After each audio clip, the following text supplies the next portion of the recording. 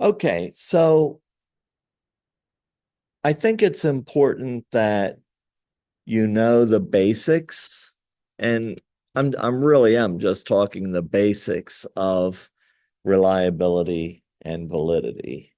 Um, and uh, so I did actually, all this is in the notes that I gave you. So if you want to study reliability and validity for the comps, it's in my notes. But I did underline very specific things in the book. So forgive me for not memorizing it, but uh, so when we think about um, the method section, we talked about that last week. And we talked about how to find measurements and assessments and like inventories and whatever you're going to use. Uh, for your study. It could be something as simple as Beck's depression inventory or Beck's anxiety inventory or something like that. Could be anything. Um, they're already going to give you the reliability and validity and probably other other things that have been studied as well. Uh, but if you were going to create your own questions, you're going to have to figure out what the reliability is, what the validity is, and that's kind of more what this is about. And so I have created instruments and come up with validity and reliability. It's really a pain. I mean, it's it's horrible. So it's a lot of work to do that. So if there's something already out there, it's always good to use something that's already out there. But sometimes you're measuring something brand new. Um, like one time we were like trying to measure wisdom. Like that's a really weird thing to measure. How do you even first you have to define what wisdom is, and then how do you measure wisdom? Um, so that was kind of interesting. One time we tried to measure regret because we came up with a treatment model for regret. And so we wanted to measure regret. That was a little easier. It was easier to get a definition for regret. Let's see what else. There are some interesting ones for like life satisfaction, but uh, you know, we wanted it to be comprehensive. So we had to pick like three areas of our lives and three different measurements. So sometimes you got to combine measurements to hit everything you want to figure out. So if you think about life satisfaction, there's a lot of things that go into that. You could stick to like relationships, career, physical wellness. Um, but there's a lot of different options. Um, so, I think that uh, one of the things is to look at first is basically says researchers and practitioners have noted the importance of using measures of the dependent variable that are culturally, gender, and diversity issue appropriate. And Anastasia and Urbina stated, no single test can be universally applicable or equally fair to all cultures. Use of an inappropriate test or dependent measure can result in test bias, problems with interpreting outcomes. So, the classic example of this type of bias was found in SATs um, and IQ tests and things like that. Now, by now, that's been I don't know, between 15 and 20 years ago that was found as an issue. And I know that ETS, Educational Testing Service, has done their best to eliminate cultural bias and other biases. But it's almost impossible to totally eliminate that. But we do the best we can. First thing is to recognize it. What are the different biases? And how do they play out in this? And it was probably not as difficult to get rid of bias in the SATs, but it was prevalent for so long, because SATs tend to measure the application of knowledge versus ability. So that's a little more concrete than IQ. IQ's really a tough thing to measure. And when you look at different IQ tests, there's a lot of interpretation that occurs in IQ tests. You can go to 3 different psychologists and get 3 different results on an IQ test. So, I think that I think the big bias is because there is a level of interpretation for that. So I think the main thing is just to be aware of that. And if you see it, acknowledge it and correct it to the best of your ability. So the next thing is reliability. And I just want to give you kind of the definition of reliability that Hauser uses. And he even takes it from like 4 or 5 other people and combines it into his own. Reliability refers to the attribute of consistency in measurement. So, if you use the phrase, how reliable is that test? How reliable is that testimony? How consistent is the measurement? If I use this measurement for people across the United States, there's all different cultures, there's all different demographics and experiences. Will it measure the same thing? Across the United States, basically.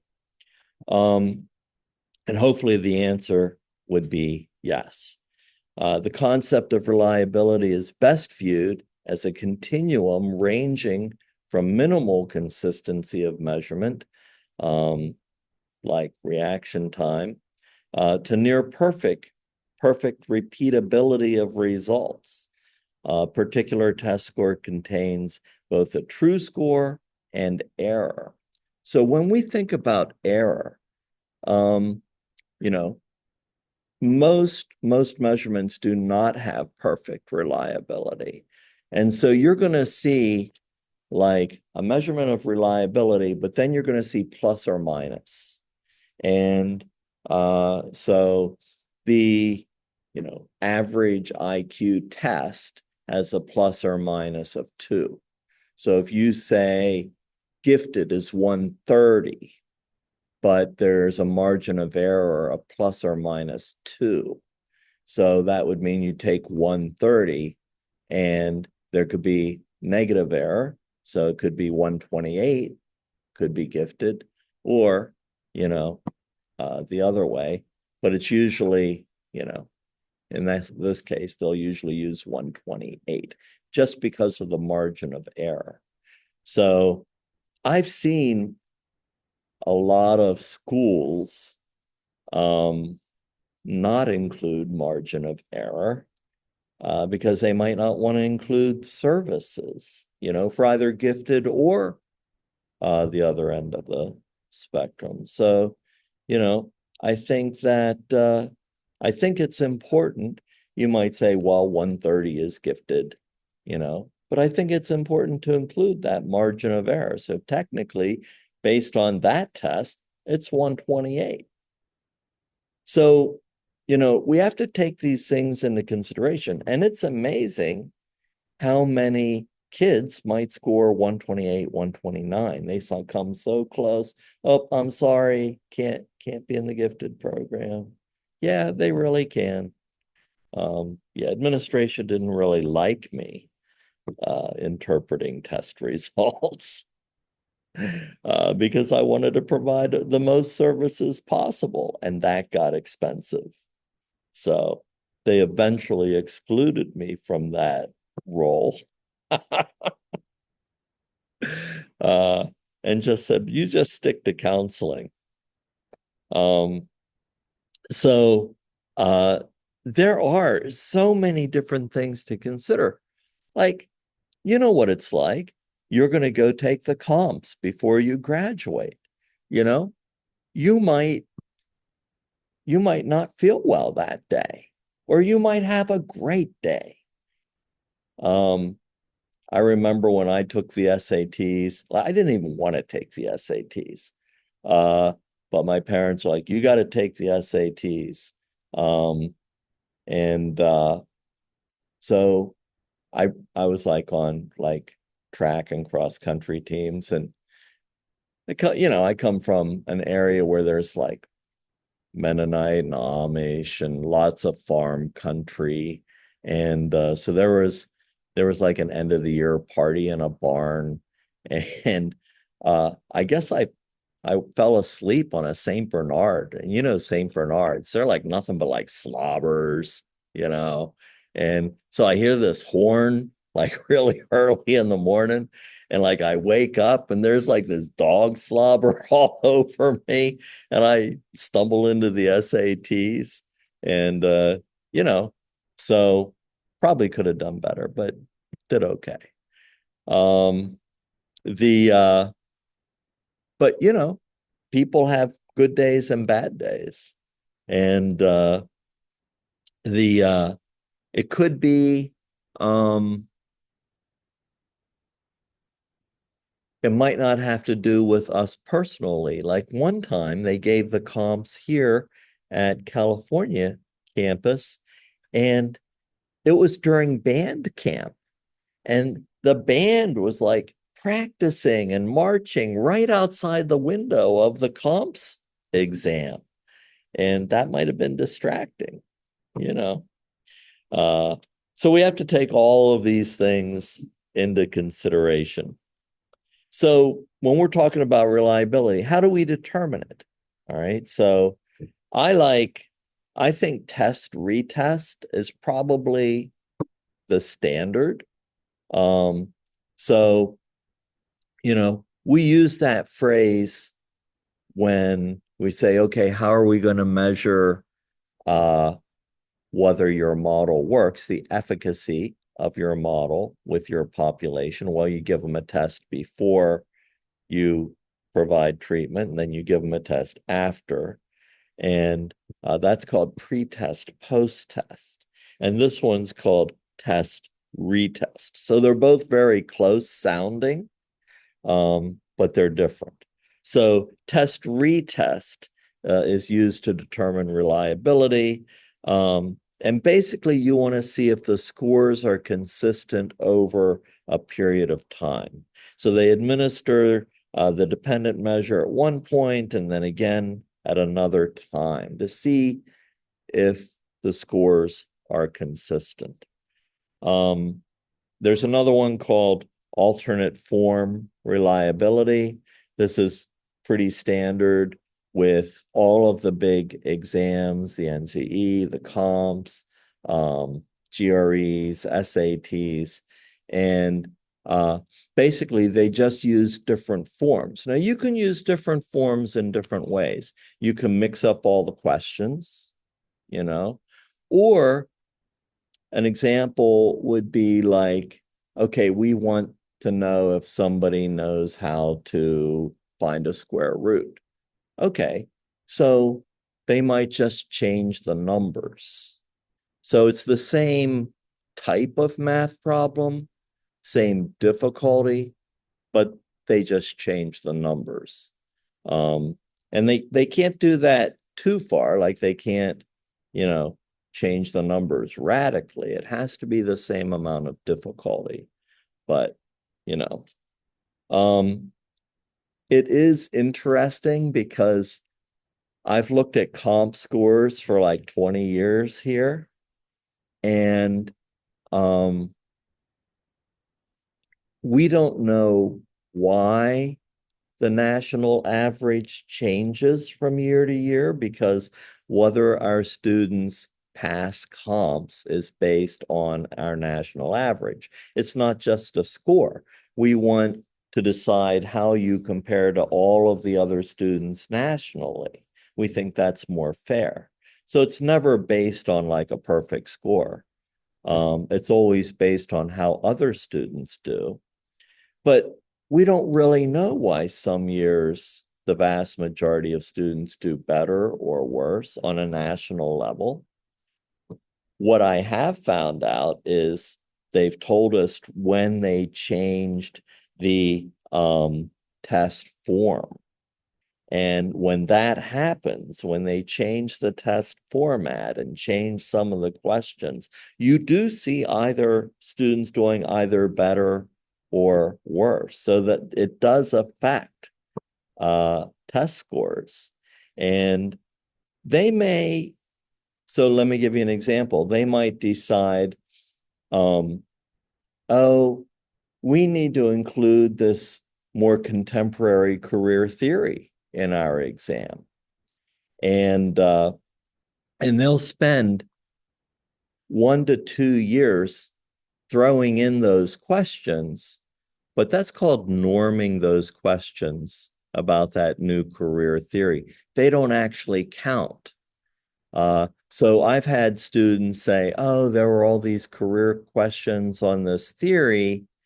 I think I failed that section of the exam, but they did really well on it. And that's because, maybe we didn't include that new theory. It was something they were thinking about including in the exam.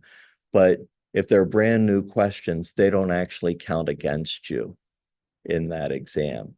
But after 1 to 2 years of norming those questions, and then they add them and then they change the test form, then we'll see the scores go down for a little while until all the universities begin to teach that career theory in their general classes, and then they'll go back up again. So that's why, and this is totally ethical. I always ask students, was there something on the exam that you feel we didn't cover in class? Because maybe they are adding a new theory in like lifespan or career or something like that.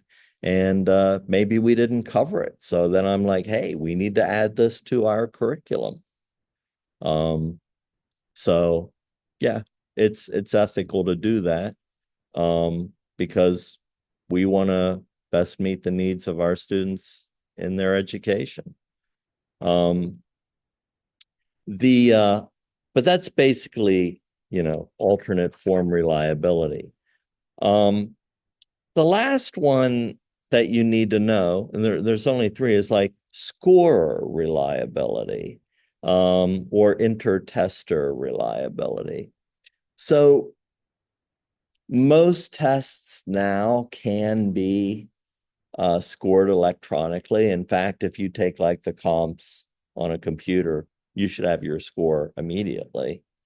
But like when I was in both a master's degree and my doctorate, um, you know, our comps were like essay. And so in order to deal with scorer reliability, they had 3 professors grade each of our answers separately. And then they took the average of those 3 scores. So that pretty much eliminated score error. But that's a lot, 3 people reading every single essay for every single question and scoring it. and then taking the average of those scores. But that's pretty much the best you can do. Of course, you'll have more reliability the more readers that you have, the more scorers that you have.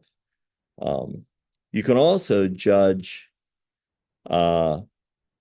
if there's fluctuation, like if those test scores are all over the place, then that test might not be reliable in another way. So that's just kind of like a parallel way to look at a problem. If those scorers are finding all different kinds of results. And one of the easiest things is basically like different people, some might be more lenient than others. Some might be like really strict perfectionists. I'm a bit of a perfectionist on my exams, but I let you rewrite them so that, you know, it works out. I let you fix it. So, all right. So that's reliability. Validity, and so on the comps, I've never seen them ask you to come up with some kind of score or anything for validity or reliability. It's all terminology. You know, it'll give you an example and it'll say, okay, what type of reliability is this showing? Is A, test, retest, B, alternate form reliability, C, score reliability, D, none of the above. It'll be something like that. So you just have to understand these concepts and be able to pick which one it is. I've never seen any numbers or scores or anything like that. And all right, so validity. So the importance of validity, psychometricians have long acknowledged that validity is the most fundamental and important characteristic of a test. Validity is defined as the degree to which a test measures what it is designed to measure. You might think that, well, isn't that obvious? You know, and believe it or not, it might be measuring something totally different without even knowing it. So, for example, the old IQ tests might have been measuring a student's ability to use standard English rather than math or abstract thought. So there might have been words being used that they didn't understand, so they couldn't actually do the math. It might be measuring, rather than IQ, it might be measuring, okay, well, how much were you taught before first grade versus your ability? Well, that's very different as well. Some people have access to much better early education programs than other people, but that doesn't actually measure ability. So, yeah, it's really interesting. So all of the higher socioeconomic people weren't actually smarter, didn't have more ability, didn't have a higher IQ. They just had access to resources. And that was the problem. All right. Let's see. So, and I just, I'm just reading the definitions so I get them exactly right for you. The most general type of validity is construct validity because it supposedly concerns the degree to which a test measures an intended theoretical concept or construct. So anytime I developed a new model re, model of regret theory, I was very concerned about this type of validity. Let's see what else.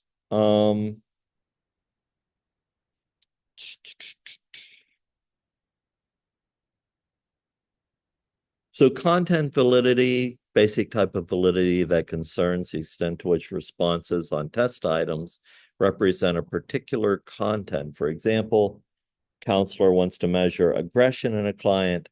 Content validity is the degree to which the items represent client aggressive behaviors like yelling, hitting, and so on.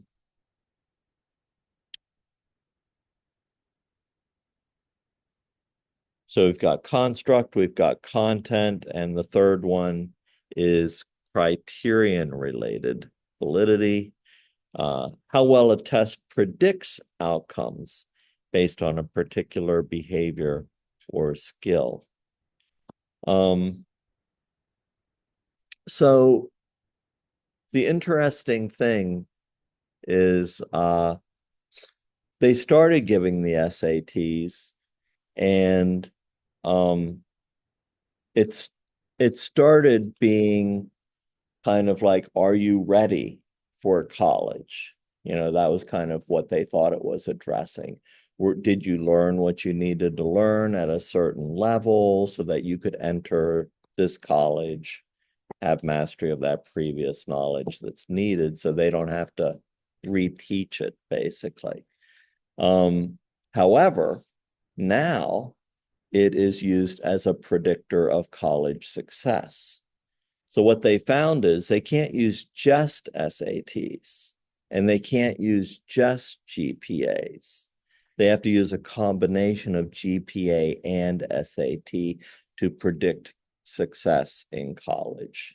And that's because a number of different things go into those. Like, I had a horrible high school GPA because I hated high school. So, you know, I almost didn't finish. And but you know, even though I fell asleep on a St. Bernard, you know, the counselor calls me in and says, wow, you did really well on your SAT. You're like number 6 out of like 750. And you're an underachiever. I guess I am. What does this mean? But you know, so if they had just used my GPA, but the interesting thing is, even then, 1984, they were using SAT as a predictor combined with GPA.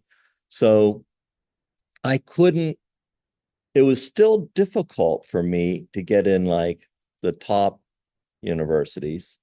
But Duquesne had a program that if you scored high on your SAT but had a low GPA, they figured something was going on, like a lack of motivation, or like you didn't like your teachers or whatever it is.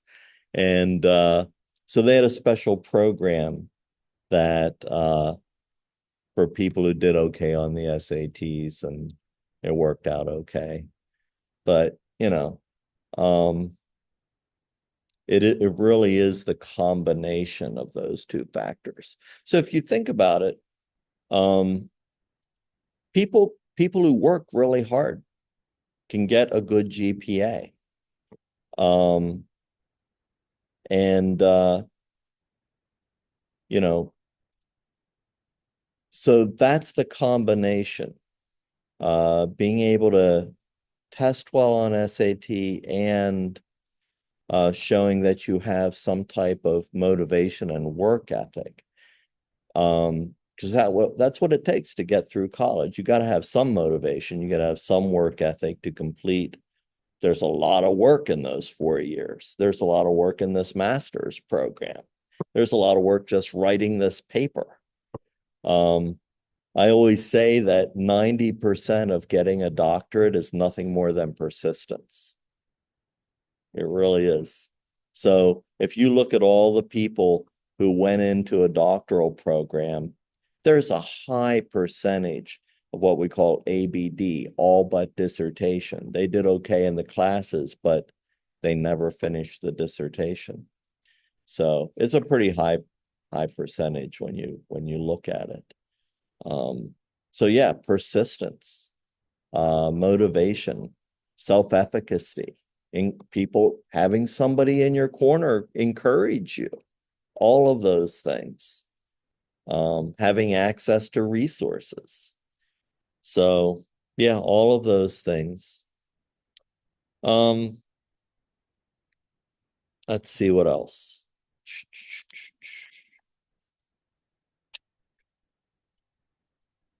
I just don't want to miss any terms for you. Oh, so okay.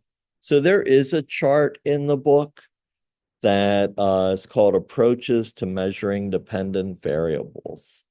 And you might see these on the comps.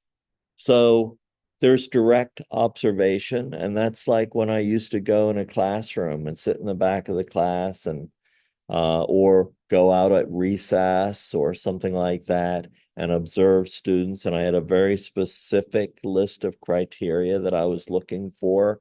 And every so many minutes, I would write down, track the child. What are they doing? How are they paying attention? Whatever it might be. Um, and you know, but once again, that is more objective depending on who you get to observe the class. Uh, there's a lot of limitations. So it's almost like is there bias in rating and observing?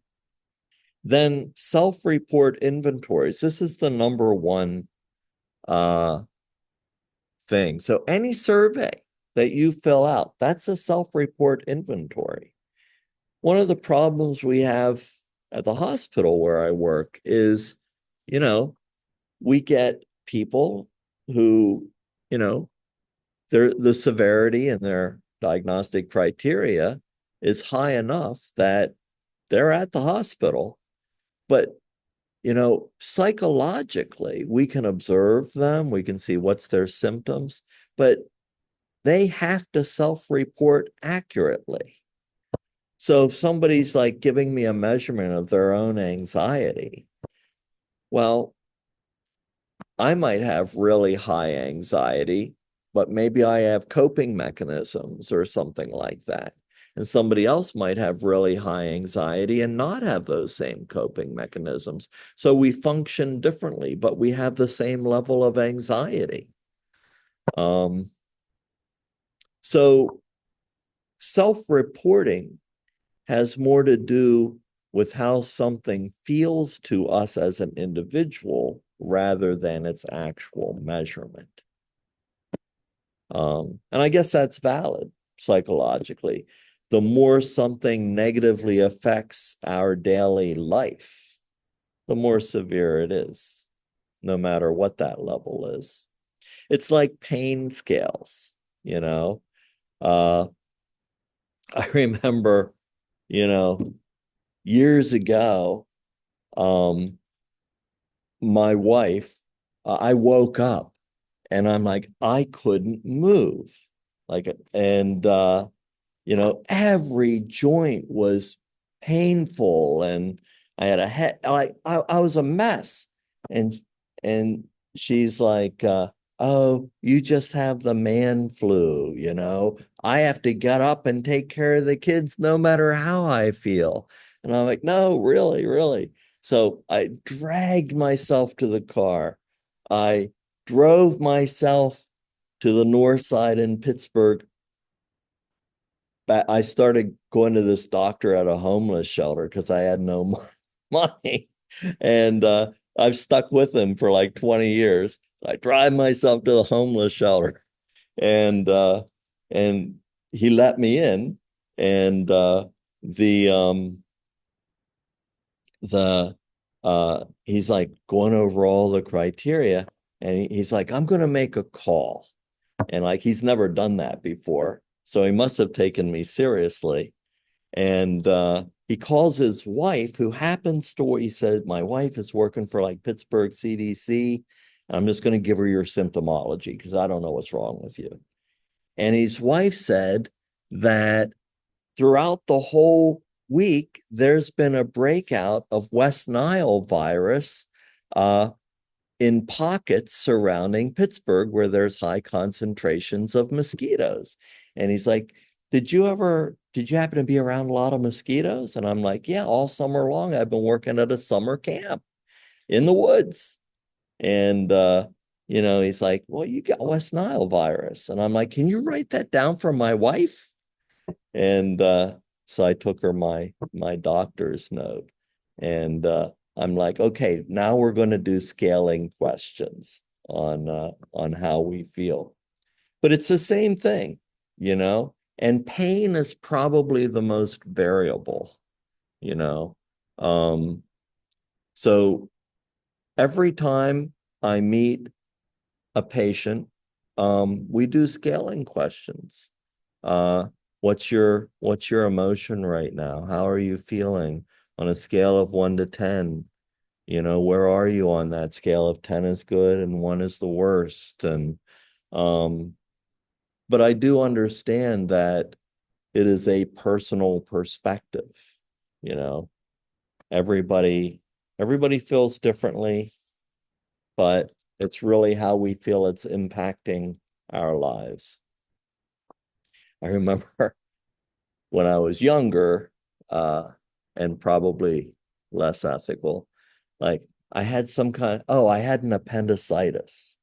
And so I go to the hospital, and they do the operation, and they're like, okay, on a scale of, and I didn't even let them finish. I'm like, stop the Likert scale. I'm 10. She's like, are you sure? I'm like, I'm 10. So, and then, 5 minutes later, she's like, you're pretty happy, Grafton.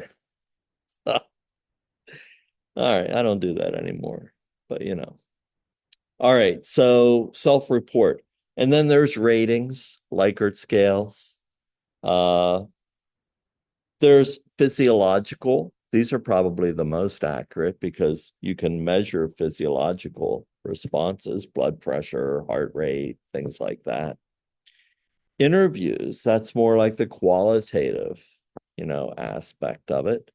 And you know, I think that depending on how much time you take, depending on what you ask, I think interviews can go into a lot of depth. Um, but they are biased because, they are also self-reporting. All right. That's my personal sharing for tonight. Questions about that section of the book or examples? How about online? You're so quiet. Doing all right? Yeah. Taylor, you're Yep, always, doing good. that's good. That's good. Okay, so we're gonna call it a night, but I am gonna stick around if anybody wants any help with lit review, if anybody has any questions, either face to face or online. Um, I'm going to sit here for about an hour, and then I have some students who made appointments with me to talk about lit reviews. So I will be here um, if anybody has any questions. So other than that, we will not have class next week, but yeah, that comment is for October 24th, 2024, in case I use this video again. All right, we'll see you later.